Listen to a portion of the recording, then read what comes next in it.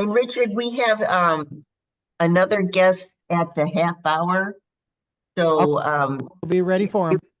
okay.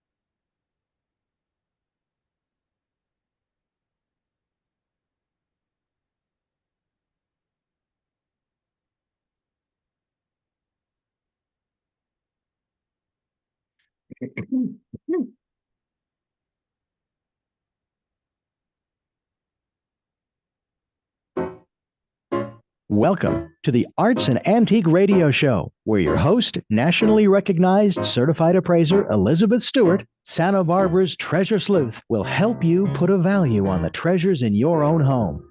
Every time it rains, pennies from heaven. Don't you know each cloud contains pennies from heaven? So let's find out. How valuable is it? 3, 2, 1, you are live. Hello, Santa Barbara. It's your chantress of everything valuable and beautiful, Elizabeth Stewart. I have with me Betsy J. Green because we are celebrating something really cool. October 5th, a new exhibit, Silence on the Islands, will open at Chrisman Channel Island Center in Carpinteria. Betsy will be there. It's a book signing. What is this book? It is called Silence, like silent films on the islands, silent movies filmed on California's Channel Islands. I had no idea. And, it's really interesting. I interviewed Betsy with her book, Movies and $1 Million Mansions, Silent Movies Made in Montecito, California.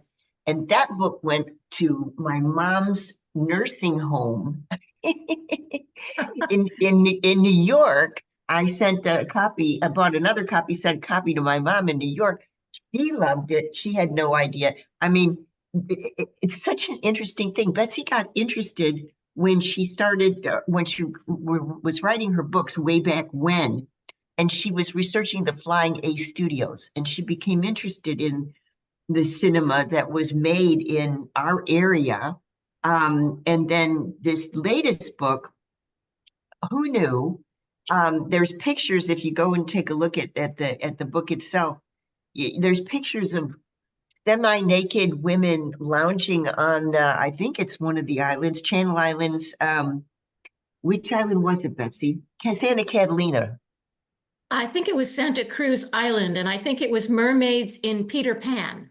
So they were not really nude, but they were wearing mermaid costumes, and they had to be carried back and forth from the dressing room to the beach because they couldn't walk. Hysterical. And of course, these are all silent films made between 1909 to 1928.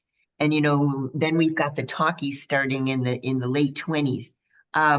They're short. The earliest films are 5 or 10 minutes long, filmed on the beaches in the Channel Islands. The island movies later grew into $1 million features with casts of thousands. Right. They started out very short because they were part of like a vaudeville program. Obviously, people would not go to the movies to see a 10-minute movie and then go home.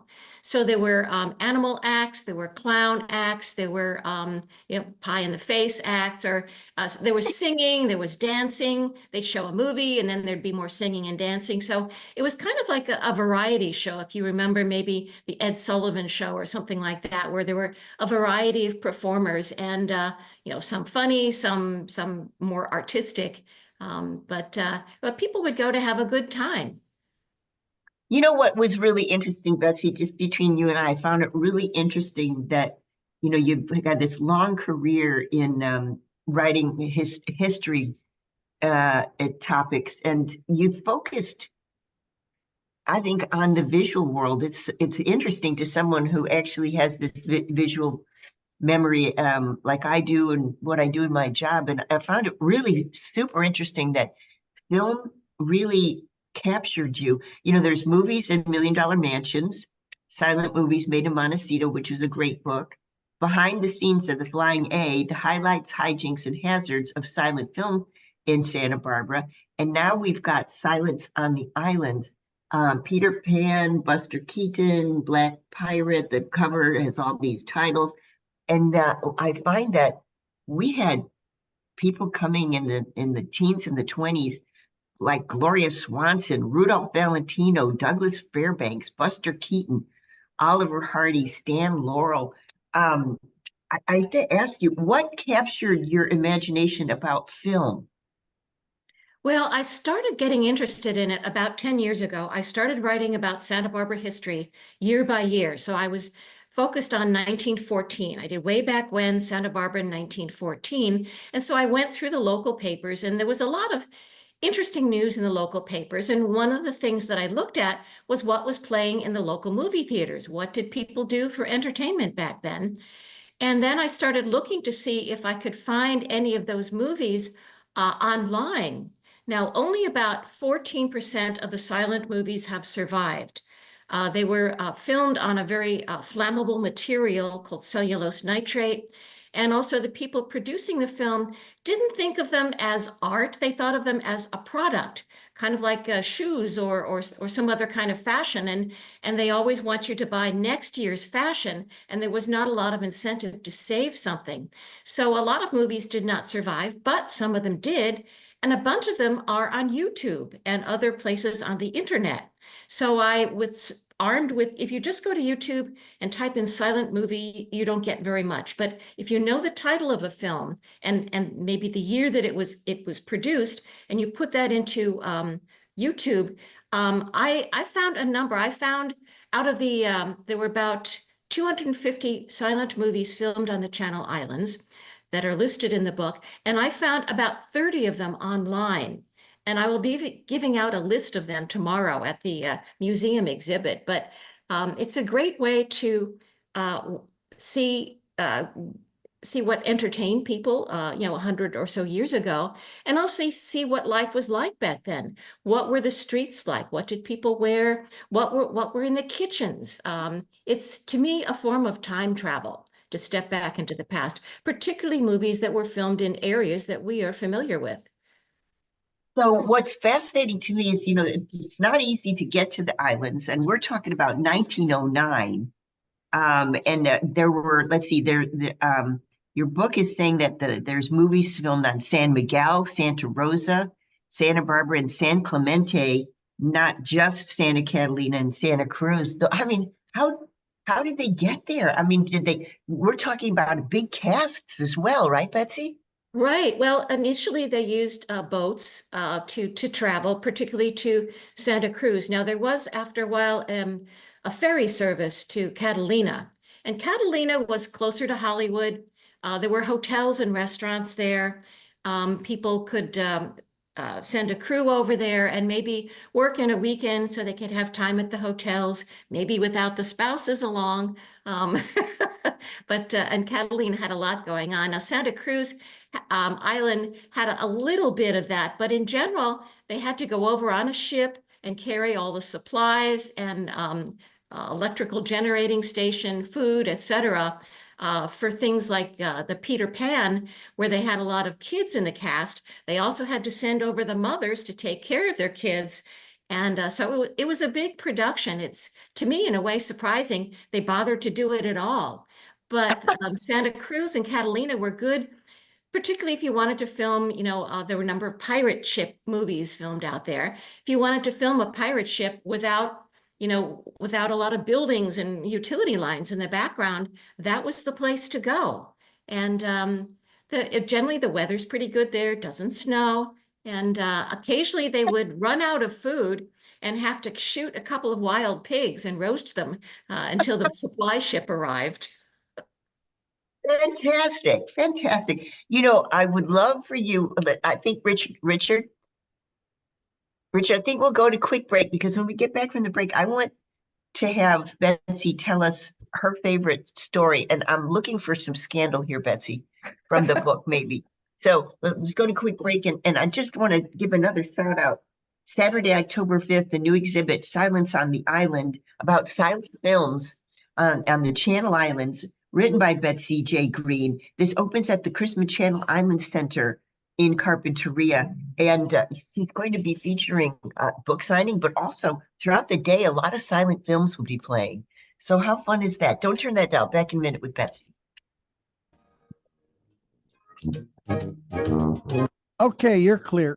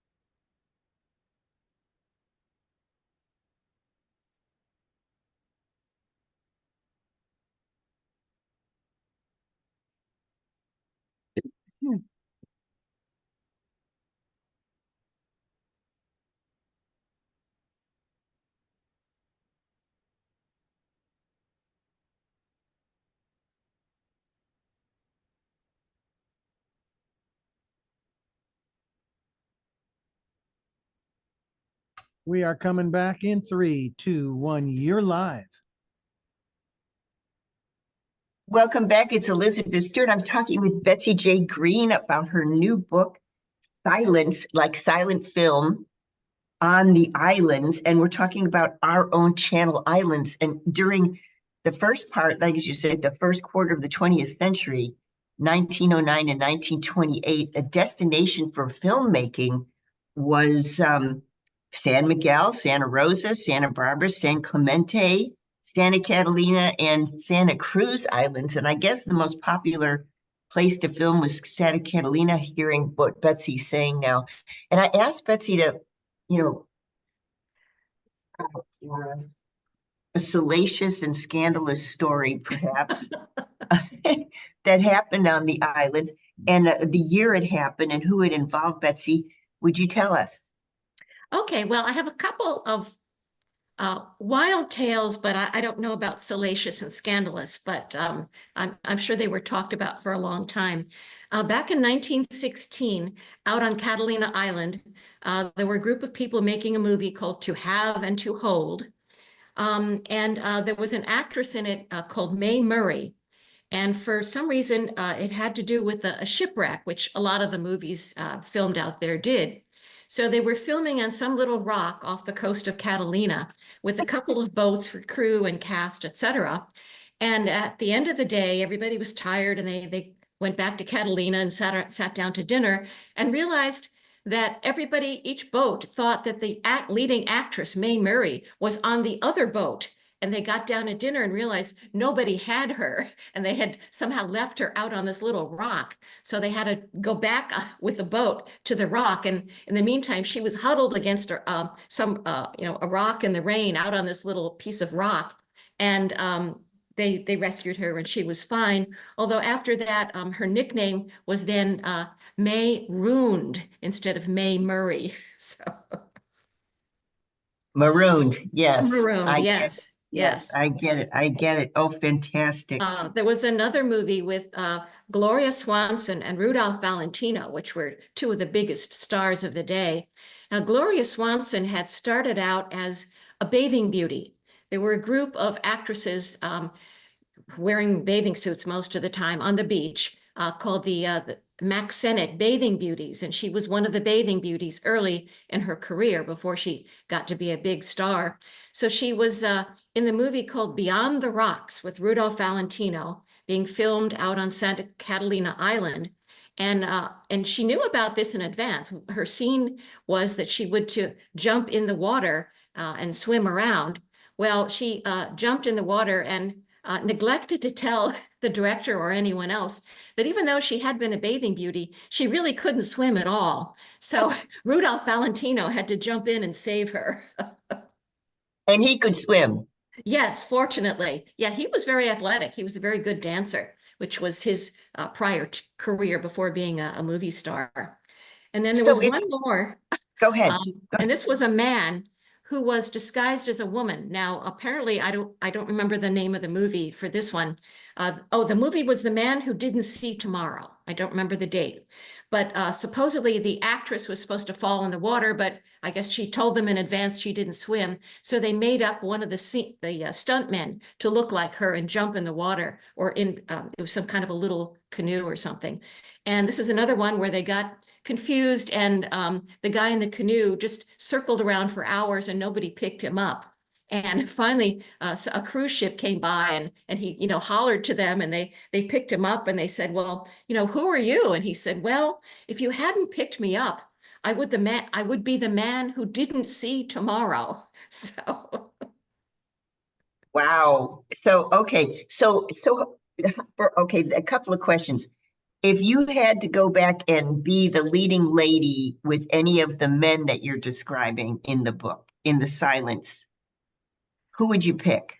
I'm not a huge fan of Rudolph Valentino. He's a little too sissy for me. Well, maybe Douglas Fairbanks, who played the Black Pirate, and that was a cool movie. He was a big movie star, and at one point he was walking around the street in Los Angeles, and he saw a motorcycle policeman swaggering around down the street. And Douglas Fairbanks said to his producer, who happened to be with him, sign this guy up. I love his swagger. He looks just like a pirate. And so they hired this motorcycle policeman to have a part in the Black Pirate. And then my second question is, when the actors were going over, how long were they expected to be on the islands? Some of them stayed for a couple of weeks in some of the big productions. Some of them, they had a huge cast. They would build stuff on the island. Gloria Swanson went over for a movie called Sadie Thompson, and they actually built a little house for her to film in. And they were there for quite a while, and there were a lot of actors. They had to bring over tents for the actors, and some of the cast of thousands. And later on, I saw, going through the old newspaper in Catalina, that after they made this movie, Sadie Thompson, which was very popular. I remember my grandmother talking about Sadie Thompson when our cats were in heat. So you were looking for something salacious. But anyway, in the 1930s, well after the movie was made, you could rent the Sadie Thompson cottage on Catalina Island. Wow. Okay. Now, did you go over and research on the islands yourself? No, I didn't. This was one of my COVID lockdown projects. Fortunately, the internet kept working. I mean, one of the reasons why I switched to writing about silent movies was the libraries closed, the city offices closed. About the only thing working was the internet, and a lot of old movie magazines were on the internet. Now, if the internet had stopped working, we would have all had to stay home and read books. Right. Quite right. Yeah. So this went on till 1928. So am I right in assuming that the movie, the productions got bigger, the cast got bigger as the years progressed?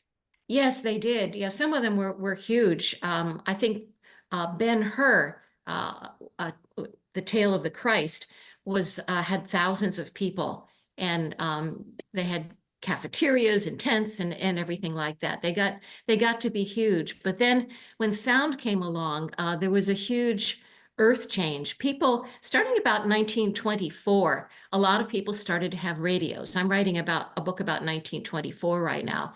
So a lot of, excuse me, a lot of people had radios and stayed home and listened to the radio. Because they could hear music, you could hear soap operas. Radios came in big cabinets and they were expensive. I read about one that cost $500. Now, back in 1924, so that was a lot of money. And for some people, that was their entertainment budget, is spent it on the radio. So the movies needed to do something to draw the people back.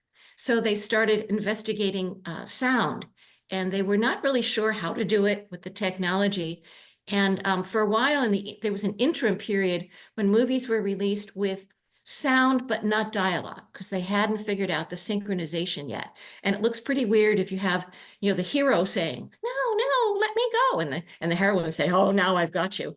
But eventually they figured it out, but they were not really technologically advanced in terms of microphones. So they had to like hide the microphone in the early sound pictures, like in the bouquet of flowers where the people were sitting at the table and people couldn't move around, and they had to talk into the bowl of flowers or whatever. And they got more and more sophisticated as time went on, but they kind of stopped filming on the islands for a while because they needed to film in the studio where it was quieter and they could control the noise. Got it. Oh, interesting. So another question for you. You're writing about 1914 right now, and that brings up the question about the First World War. How did the war affect the silent films on the islands? Oh, okay. Well, the silent films on the islands, there were somewhat fewer movies that were made just because there were fewer people available. Um, they started making some movies that were kind of seen as propaganda or Right. uplifting people's spirits or things like that. And there were a few like that. There was one made by the Flying A Company called The Secret of the Submarine, because submarines in warfare were brand new in World War One. And so that was seen as cutting edge. In fact, one of the scenes had to be cut or held back for a while because the U.S. Navy thought they were showing too much of the submarine. How interesting. So the war did lead to some new direction in filmmaking as far as propaganda is concerned. Yes, it did. And it was a huge thing. It affected many people, much more so than, say, the Vietnam War affected us. Right. Yes. I look at pictures and I see how how enthused people were. There's a picture in the book that was written for Kama, where a group of people are seeing the boys off on a train here in Santa Barbara, and there's just hundreds and hundreds of people waving them goodbye. I mean, it's full of fervor. Now, a really important question. I want to know how acting styles changed, because basically, I think you mentioned in one of your notes that the style became, as the years progressed, as we're going forward to the talkies in 1929, the acting style became more natural. And you mentioned, I think, that the use of close-ups, which are so germane to what our movie-going experience is now, that was kind of a new thing. Can you tell us more? Sure. Initially, when they were filming movies, they were thinking basically about filming a stage play. And so they parked the camera back where an audience member would be.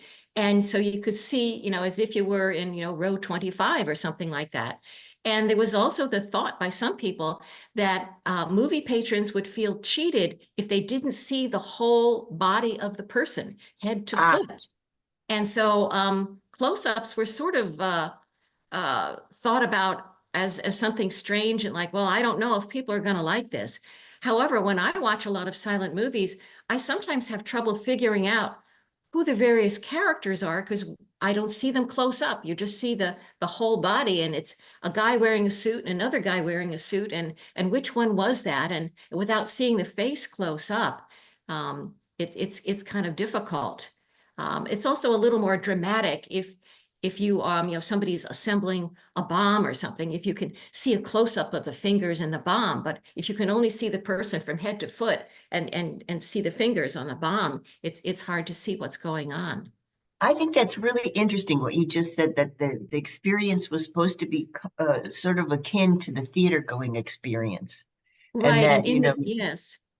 In the theater, there was sort of a shtick where for certain things, if you were in love, you put your hands over your heart, so the people in the second balcony knew what was going on. And if you were Right. going to go out the door, you extended your hand in that direction. And if it's something was bad, you'd put your hand on your forehead. Things that would telescope to the people in the second balcony.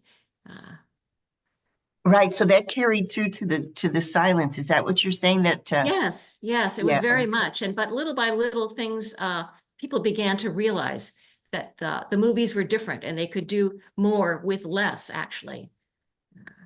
And then just before we go in another break, I would love to hear just a little bit about the column that I really love, The Great House Detective. You and I share so many fondnesses together. Architecture was a huge thing in my life too, and I just love reading about that. You've written about the history of over 85 homes, and I read with pleasure that you were responsible for nominating 5 properties to the National Register of Historic Places. I got one to my credit. I wrote about one particular property and I got that. So tell me more about how this started. What's your interest in architecture? Well, about 30 years ago or so, I moved into an older home in the Chicago suburbs, and I got interested in the history of it. And I have a background as a writer and editor and started doing a lot of research and found that the house was built in 1908. I found a picture of the guy who built the house. I found an old picture of the house. And then I started teaching other people in adult ed classes how to research their own houses. And a lot of stuff had to be done before the internet, 9 to 5, Monday through Friday. So people started hiring me to research their houses. And it just kind of snowballed. And I totally love it. I'm still so happy to be doing it here in Santa Barbara. We have so many interesting houses. Tell me, okay, so I'm from Chicago. So what suburb? I lived in Western Springs and Hinsdale. Okay, and who was the architect? I was thinking maybe. Oh no, no famous architect. It was a builder, Swedish American builder who built the house. But I found a How picture of interesting. him. So How interesting. How interesting. So I just want to give one more shout out about the book and the opening at the Chrisman Channel Island Center. If you're in Carpinteria area, this is not to be missed. It is the opening of actually Silence on the Island. It's the book signing and the exhibit. And during that time, you can meet Betsy. You can talk a little bit about your interest in silent film if you like.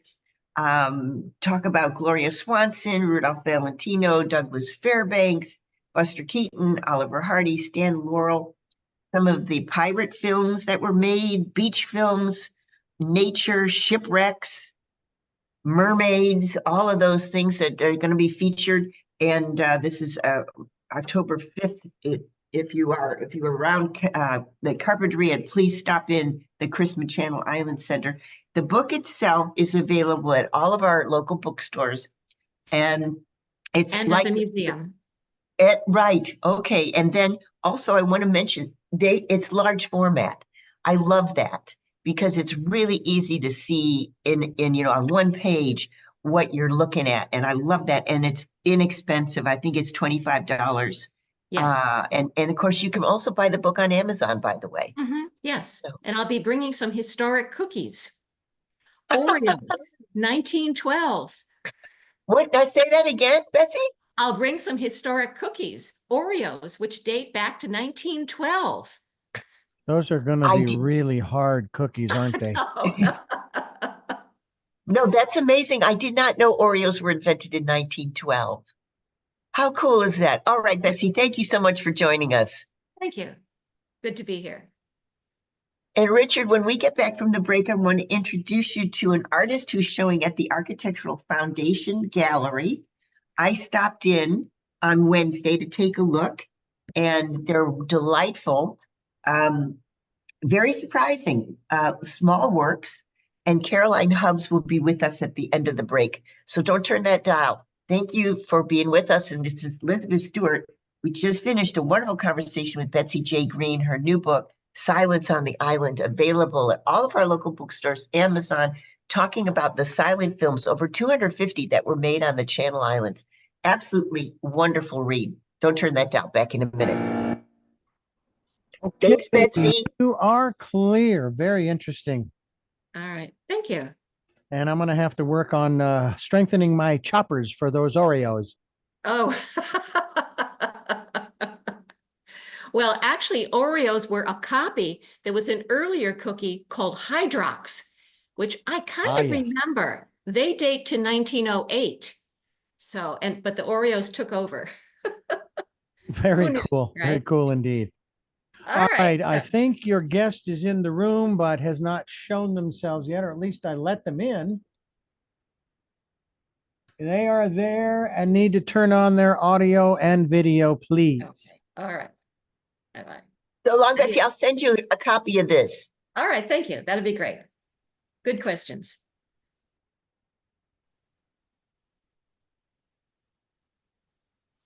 Hello, Carolyn. Hello, I see myself and I see a lot of other people. Right. So that's me. I'm not John. I'm actually Elizabeth. And that's Richard, our producer. Hello to you both. Oh, by the way, Elizabeth, this is we have one more break to take before the end of the show. Okay.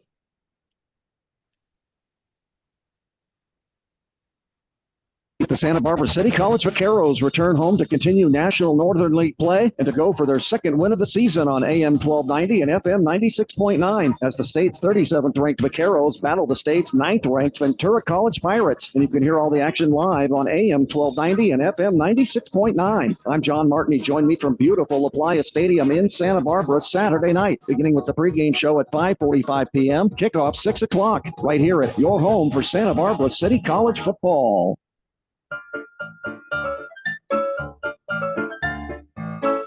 Here we go in 3, 2, 1, you're live.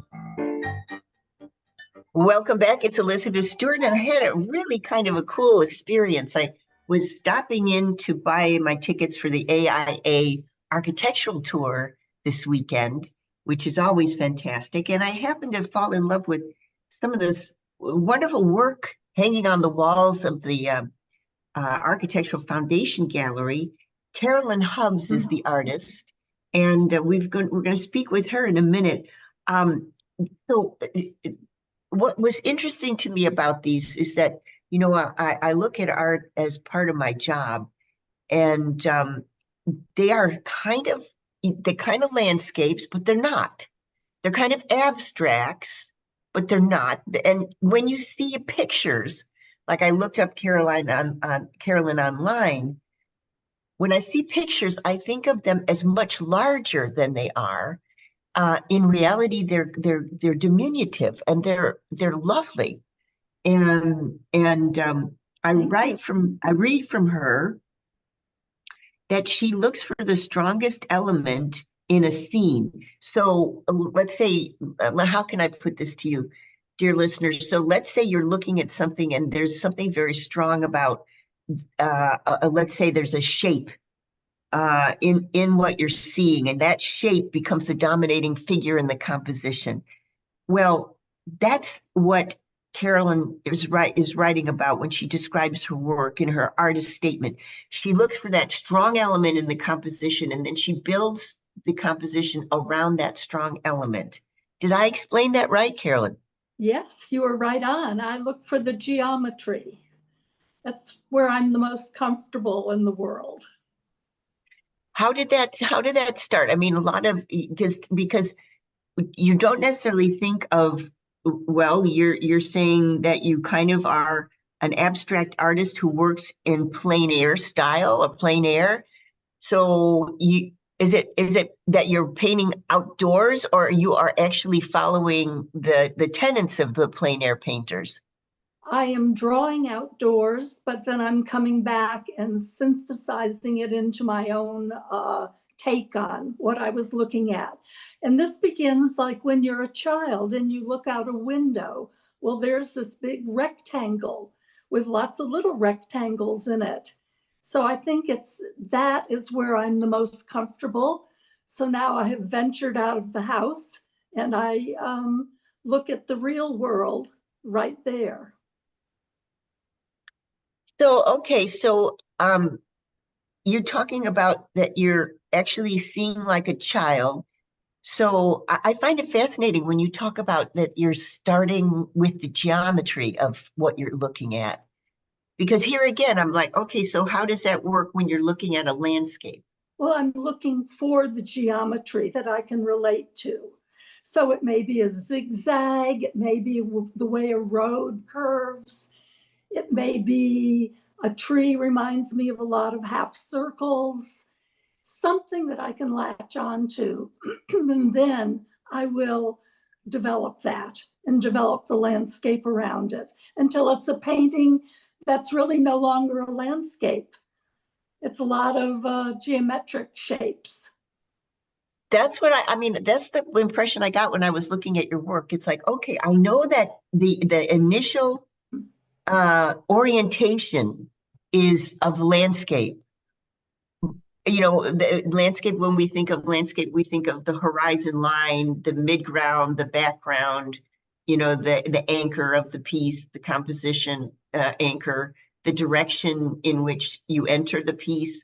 All these things were crossing through my mind looking at your work. And then I thought, wow, this is an artist who is highly analytical. Very. I'm not looking at the horizon line.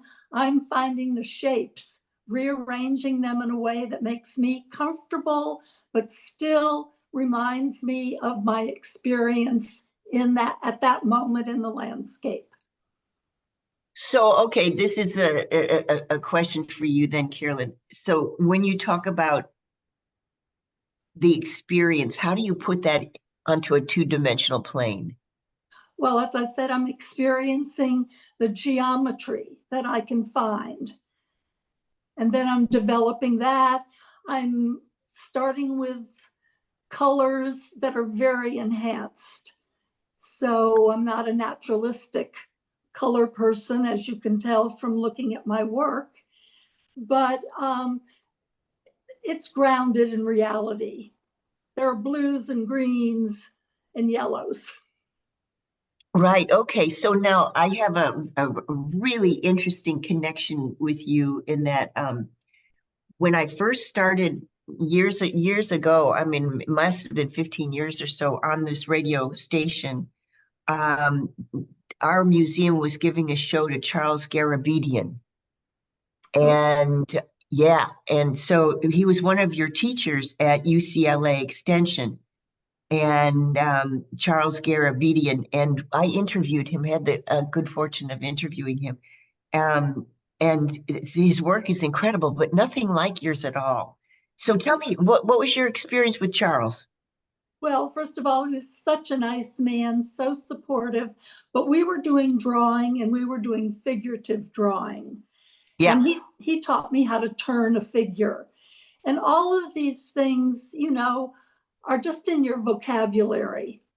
I don't do paint figures in my paintings, but what I learned is still going on in the back of my head.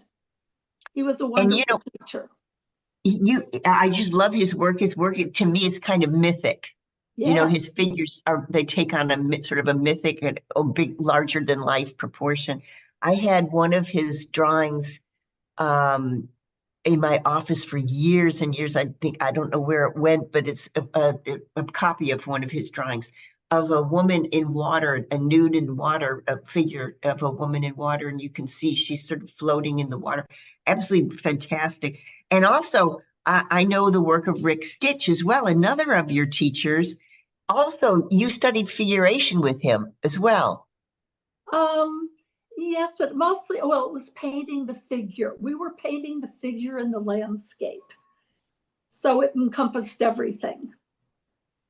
Okay. He's a wonderful teacher. He was what kind of teacher? He was a wonderful teacher in that he let everybody do their thing and he helped us develop our own thing. And now I also have a question. Oh, Richard, do we have to go to quick break, Richard?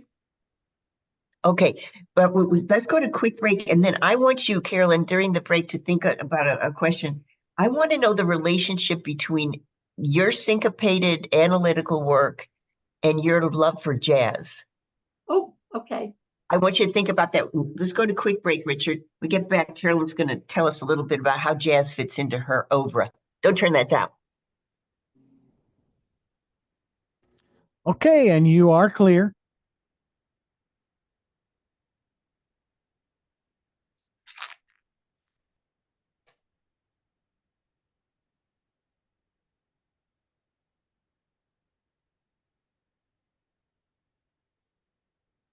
And Richard, how long do we have for this next session?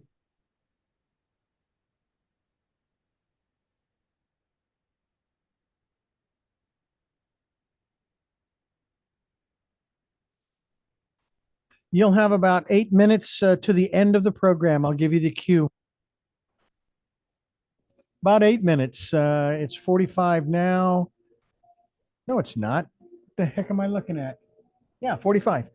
All right, here we go. Coming back in 3, 2, 1. You're live. Welcome back. It's Elizabeth Stewart. I'm speaking with the artist Carolyn Hubbs, whose show is called Abstracted, and it's at the Architectural Foundation Gallery. It's up now, and I happened to discover it, and I thought it was really interesting. And I asked Carolyn to think about this before the break, which is she writes in her artist statement that she loves the idea of jazz because jazz is building a theme. And then I intuit that what she's talking about when she's building a landscape is how to build a visual image, and jazz is building an oral image. So tell me more about that interest, Carolyn. Well, I just like keeping to a theme, which jazz does. It always returns to the original theme. And that's how I can keep a painting from going astray.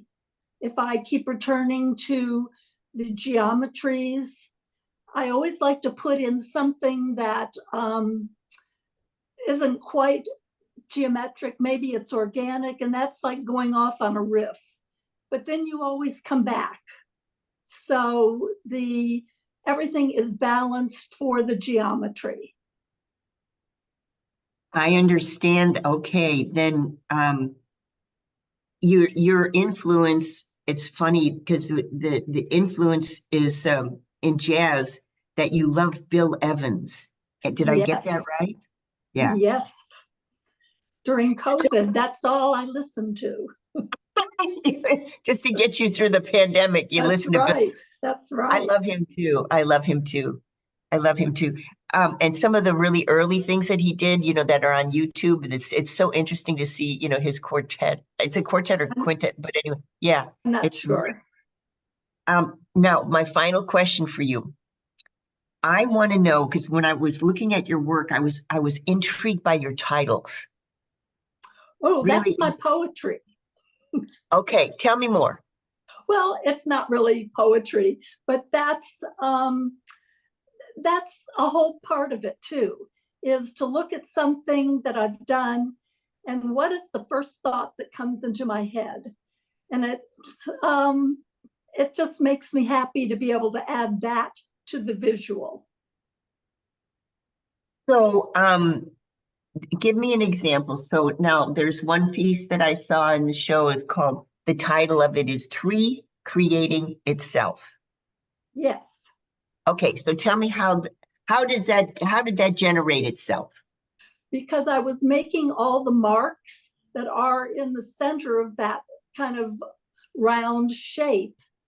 And I thought, oh, if I make a circle out of it and put a trunk at the bottom, I've made a tree, and it's created its very own self. Okay.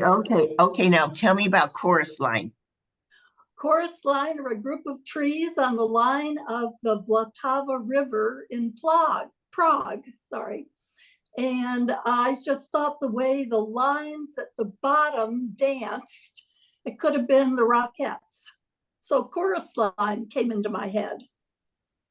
Okay, then all right. So and what landscape are you looking at? Did you say Prague? Yes. I was in Prague and I was going around Prague doing a lot of drawings. And then I would take all those drawings home with me and turn them into some of them into paintings. Okay. All right. So this is a question. I think you remember me saying at the beginning of the interview, when I was looking at your work online, because I was thinking, okay, I want to go to the opening. And I was looking at your work online. And then I said, okay, when I actually went in and saw it at the Foundation Gallery, it was smaller than I expected. Can you tell me about that? Yes, it's a strange phenomena. Sometimes people's work, let's say online, feels large, looks large, but in fact it's not. It's just a way a painting feels. Also, sometimes it looks very small and it turns out they're like, 40 inches by 40 inches. So I can't explain it, but there's just a lot of space in something and it makes it feel large when in fact it isn't. I know what you're talking about for sure. And Richard, you're giving me a sign. What now? Tell me, we have 5 minutes? 5 minutes, 5 minutes. Okay, very good.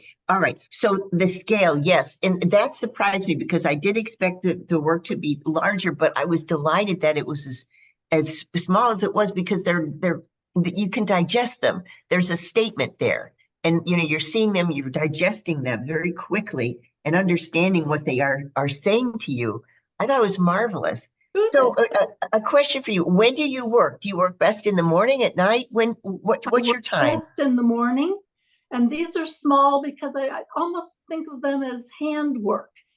The sketches were small and it was sort of a continuation of that same working on your own, close to yourself, sort of like needlepoint or something.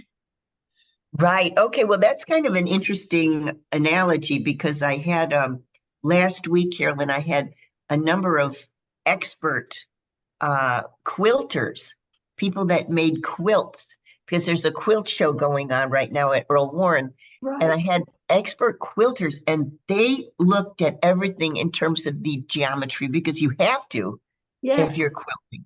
And your pieces kind of they were reminiscent of that to me. I feel that way too. But they came out of something different, but maybe there's a quilter in me. Right. So what has the reaction been to the show? It's been very good. It's been muted. I think the size of the pieces has thrown people. Maybe they expect a certain size. These are just very personal works, and so they're small. I don't have a big thing to say. I think they're delightful and remarkable. And when are you showing next? I don't have a plan yet. Okay, because I read in your bio that you've shown in a number of places that, for example, let's see, we've got the Everhoff Museum in Solvang, the Channing Peak Gallery, the Westmont Ridley Tree Museum of Art, and the Santa Barbara Community College Small Images Show. And then my favorite show practically of all the years is the 100 Grand Sullivan Goss Gallery. I love seeing all the work that they hang at that time. So Carolyn, thank you so much for being with us and congratulations on the show. Thank you. Are your pieces for sale over there? Yes, they are. They're all for sale, except for one, but they're all for sale. There we go. There we go. The price range is what? $200 to $550, I think. That's very reasonable indeed. Very reasonable. Very reasonable. Thank you very much, Carolyn, for being with us. Thank you. It's been a pleasure. Okay, you are clear, Elizabeth. You are clear.